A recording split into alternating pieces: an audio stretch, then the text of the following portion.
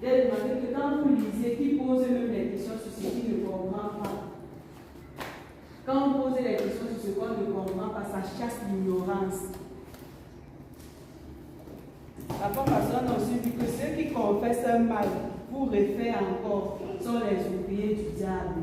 C'est ce qu'on a vu à la convention. Ça veut dire que quand on confesse le mal, ce n'est pas abandonné. Ce n'est pas pour refaire, ce n'est pas pour faire des saluts pour récitation. Je demande pardon parce que c'est moi qui vole la viande. Je demande pardon parce que j'ai encore volé, j'ai volé le biscuit.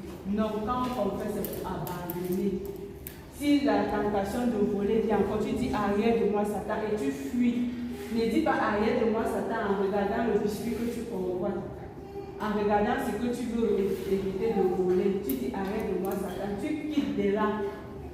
Parce que si tu prends, tu es dans le vol, tu vas encore continuer à dire que Dieu demande pardon, ce n'est pas bon. On a vu que nous devons avoir à nous et manifester les caractères qui étaient en Jésus. On a cité quelques caractères. On a cité l'amour, on a cité les bonnes œuvres, on a cité la compassion, on a cité la prière. On a aussi vu que si tu manges la chose d'un voleur, tu es un voleur. Si tu marches avec un voleur, tu es un voleur. C'est ça. On a vu ceci dimanche passé. Hein? Pourquoi vous n'avez pas alors dit ça? Vous mangez les choses des voleurs. C'est aussi par prudence qu'on dit de ne pas manger les choses des gens à l'école parce que vous ne connaissez pas la provenance.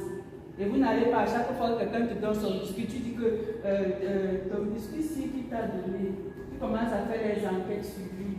La prudence voudrait que tu dises non, merci, avec humilité et gentillesse.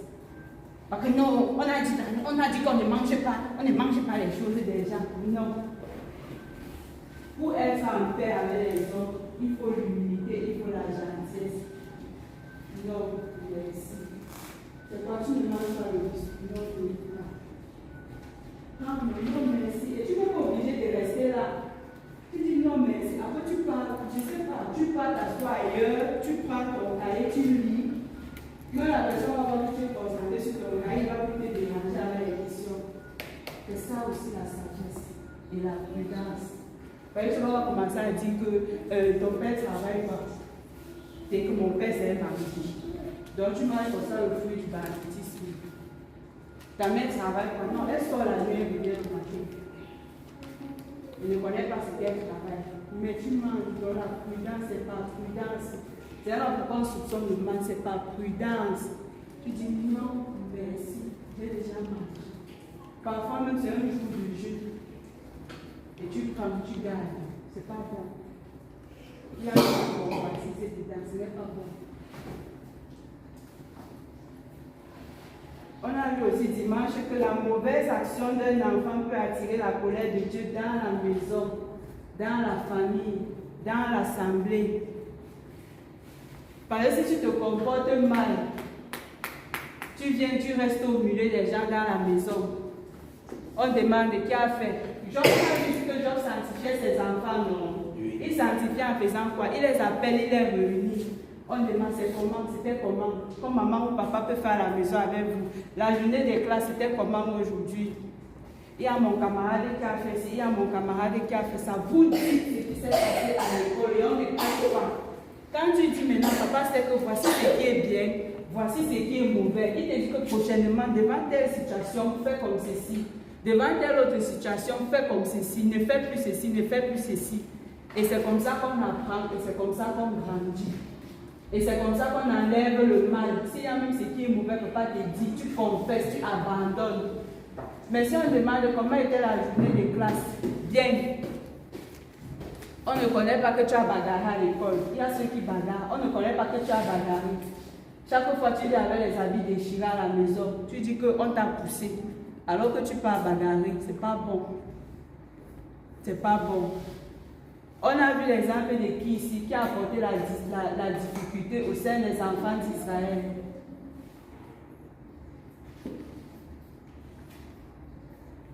Les frères, ils sont avec nous. Qui est parti prendre les choses dévouées par interdit, cachées, sans rien dire. la difficulté est arrivée. Il était là. À cause de lui, la difficulté est arrivée au milieu des enfants d'Israël. D'autres ont même perdu la vie à cause de ce qu'il a caché le mal. Oui, donc. Akan. Akan. À cause de Akan, certains sont morts en Israël. Parce qu'il a pris les choses qu'il ne devait pas prendre, venir cacher et rester tranquille au milieu des enfants. Ça veut dire que quand vous partez à l'école, si on vous envoie mal à la boutique, en route tu te comportes mal, tu viens, tu restes avec le mal, ce n'est pas bon. Et Dieu a dit quoi? Que tant qu'il y a l'interdit, je ne serai plus avec vous. Tant que l'interdit est là, je ne serai plus avec vous. On a aussi vu à la convention que Dieu ne manifeste pas ses prodiges au milieu du péché. Au milieu du péché. C'est-à-dire que quand tu as le péché, tu es souillé.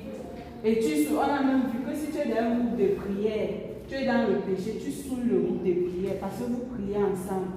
Si tu peux souiller le groupe de prière, tu souilles aussi la maison parce que prière matinale, vous êtes ensemble. Programme de prière de la maison, vous êtes ensemble.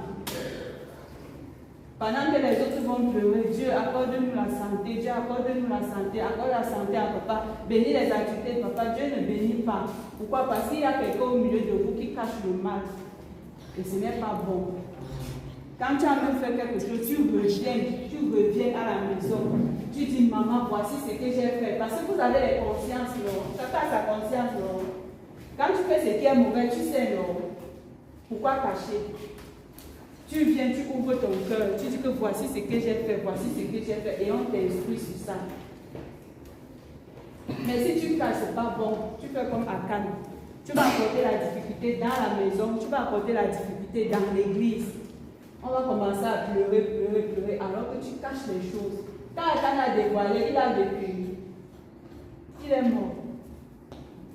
Parce qu'il y a un temps pour chaque chose. Quand tu reviens de l'école, voici ce que j'ai fait, voici ce que j'ai fait. On t'instruit et on chasse le diable. Mais si tu restes, tu caches. Dieu voit, même si les parents n'ont pas vu, Dieu, et il connaît. Il a dit à Josué qu'il y a l'interdit au milieu d'Israël. Il y a l'interdit. Et il a dirigé Josué comment Josué devait faire, pas à pas, pas à pas, pas à pas. C'est pas bon qu'on fasse des enquêtes sur quelqu'un. C'est pas bon. Tu as fait telle chose, lui j'ai fait. Qui a cassé le plat? C'est moi. En prenant les assiettes pour laver, un plat est tombé. C'est comme ça. Tu ne caches pas jusqu'à un jour, quand maman cherche tel plat qui était comme ceci, c'est où? Ça fait déjà un mois, tu avais cassé le plat. Tu as caché, tu n'as pas dit, c'est pas bon. C'est pas bon. Akan a pris les choses, il est parti cacher. Quand la difficulté vient, Josué examine. C'est là où Dieu instruit Josué. C'est pas bon qu'on fait les enquêtes derrière un enfant de Dieu pour ce qu'il a fait. Quand tu as fait quelque chose de mauvais, tu dis pendant qu'il est encore temps. Si on peut te sauver, on te sauve. Si on doit même te fouetter, on te fouette. Si on doit même te punir, on te punit pourvu qu'on chasse le diable. Akan a dévoilé, il a dévoilé tard. Et il a entraîné avec lui sa famille dans la difficulté. Donc en posant les actions où vous trouvez, même si tu pars en vacances, même si tu pars passer le week-end chez quelqu'un, veille sur ton comportement. Tu es à l'école, veille sur ton comportement. Parce que la mauvaise action que tu peux poser à l'école, ça peut se répercuter dans la famille, ça peut se répercuter dans l'église. Alors que quand tu posais ton action, tu étais seul.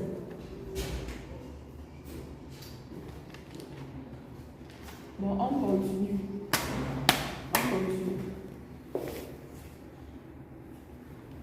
On a vu à la convention que l'effort du chrétien, c'est se préserver de la poussière du péché.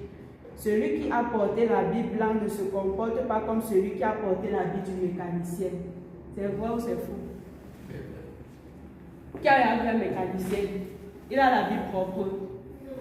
Il a l'habit blanc. S'il a même son habit blanc, ça a changé de couleur, non? Pourquoi? Parce qu'il travaille sur les pièces de la machine, sur les pièces, les pièces des voitures. Parfois, il est même couché comme ça sur les voitures pour arranger les voitures. Quand il se lève, il est propre. Parfois, vous les voyez même sur les motos parce qu'il peut peut-être acheter une pièce. Il est sale. Il est sale. Alors que quelqu'un qui a porté l'habit blanc, même sa manière de marcher, il veille sur sa manière de marcher. Pourquoi? Parce que s'il y a qu'une petite saleté comme ça vient sur son habit qui est blanc, la saleté là sera visible. S'il mange, il ne fait pas attention, l'huile descend sur son habit comme ça. Tu vois tout l'habit blanc, mais tu vois l'huile qui est ici sur son habit. C'est comme ça que le chrétien doit veiller sur sa vie. Il doit veiller sur sa vie, même sur ses relations, même à l'école. Vos camarades, que pendant la pause, vous vous rencontrez pour bavarder, là, ce n'est pas bon. On cause ici, on fait les commentaires sur les séries. Vous venez vous entrer à l'intérieur, ce n'est pas bon. À la pause, on dit la pause. La pause. Parce qu'on ne peut pas vous occuper toute la journée à l'école pour vous enseigner. À un moment, si on fait comme ça toute la journée, vous n'allez même plus comprendre. On fait la pause. On s'arrête pour que vous soufflez, pour que vous respirez, pour que vous reposez un peu la tête, pour que celui qui a quelque chose à manger, mange. Ce n'est pas pour les commentaires. Les commentaires. Oh, tel a fait ceci. Oh, tel a fait cela. Oh, tel est monté. Oh, vous entrez même dans la politique. À la pause, un enfant peut même prêcher. Il est le pasteur, il appelle ses amis, il prêche, il fait son culte. Il dit que telle chose que tu fais là, ce n'est pas bon devant Dieu. Tu fais ça, tu ne vas pas entrer au ciel. Au lieu d'entrer dans les bagarres, dans les commentaires, dans les luttes, d'autres fois même la rancune. Attends-moi, tu vas me voir à la création, tu vas me sentir. Après, il va bagarrer. C'est pas bon. La pause, c'est pour se reposer. C'est pas pour faire les choses, pour surcharger ta tête. Pour entrer dans les commentaires inutiles. Parce que la Bible dit que la bouche qui parle beaucoup ne manque pas de péché. Quand tu vas beaucoup parler là, dans les commentaires, là, tu vas mentir.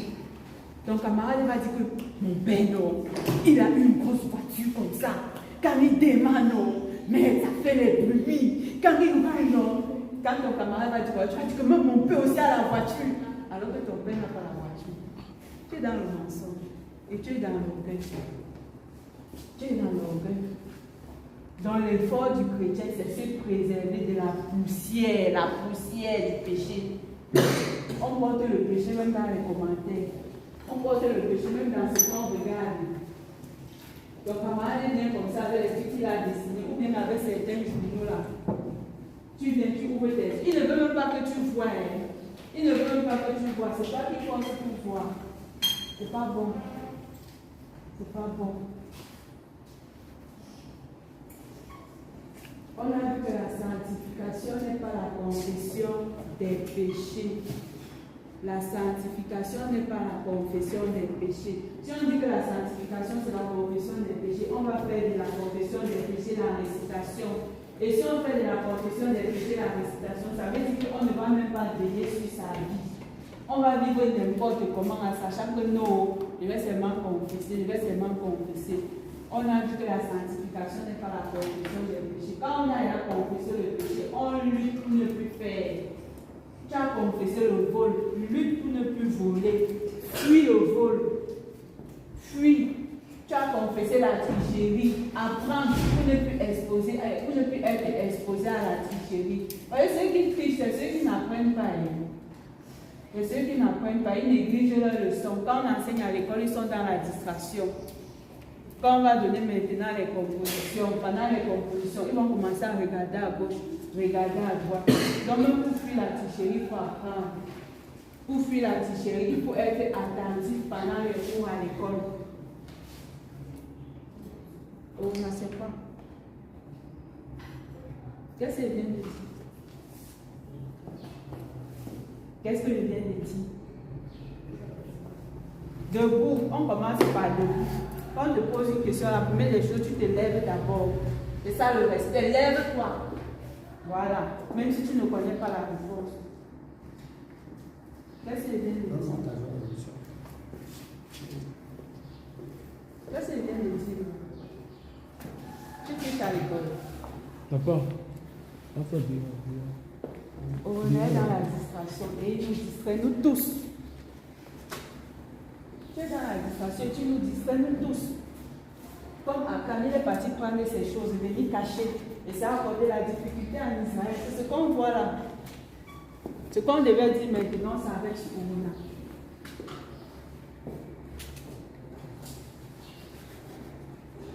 Si nous voulons que Dieu nous parle, que Dieu nous bénisse, que Dieu bénisse nos maisons, que Dieu nous donne un bon travail dedans, que Dieu bénisse nos parents, fuyons le péché. On a aussi ça la formation. On fuit le péché. On fuit. On ne dit pas que ça vient de mettre passer. On fuit. On fuit. Et c'est aussi ça la sanctification. Parce que si tu ne fuis pas, tu vas prendre le péché pour venir confesser. Et c'est pas bon. La meilleure des choses, c'est de fuir le péché.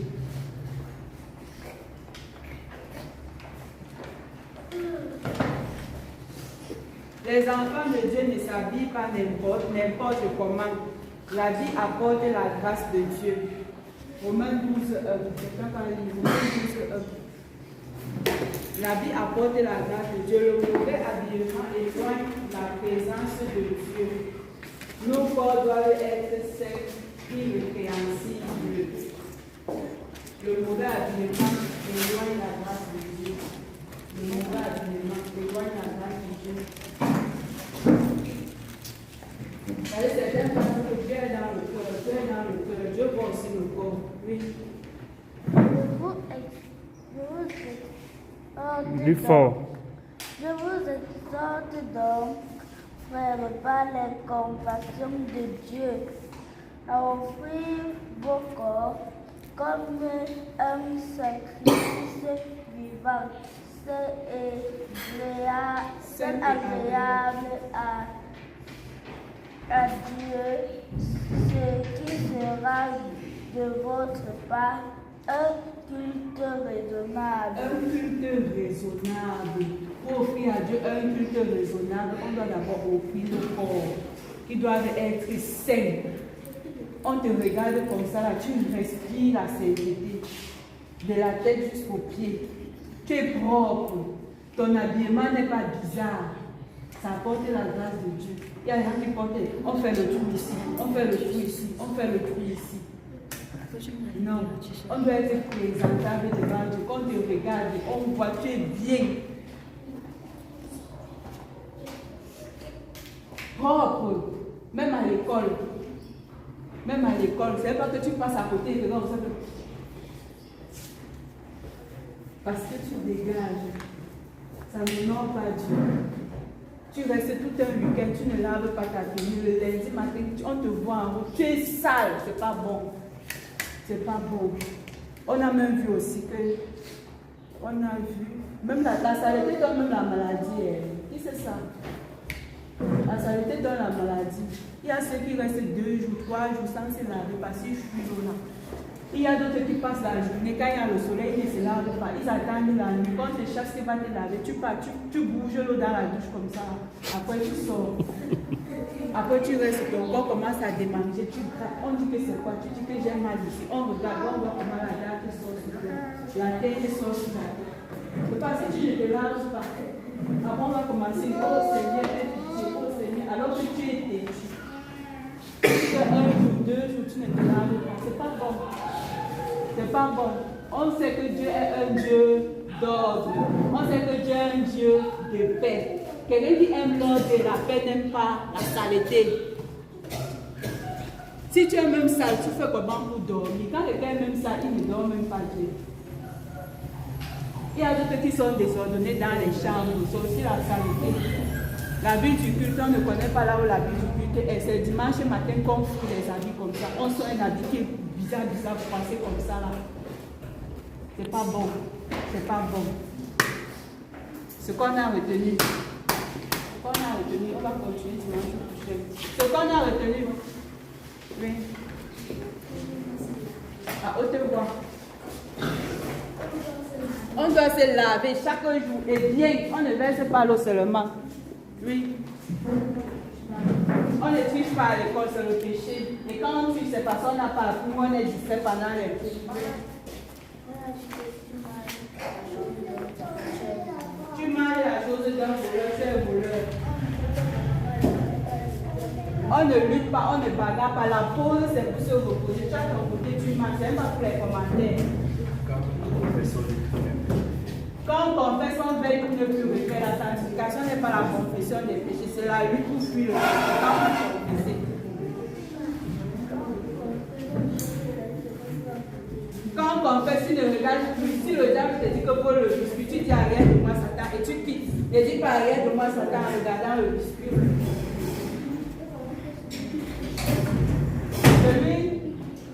Celui qui triche, c'est parce qu'il n'apprend pas et il est distrait pendant le cours. Et maintenant, quand il faut composer, il lance les regards partout. On ne se vante qu'on doit être humble.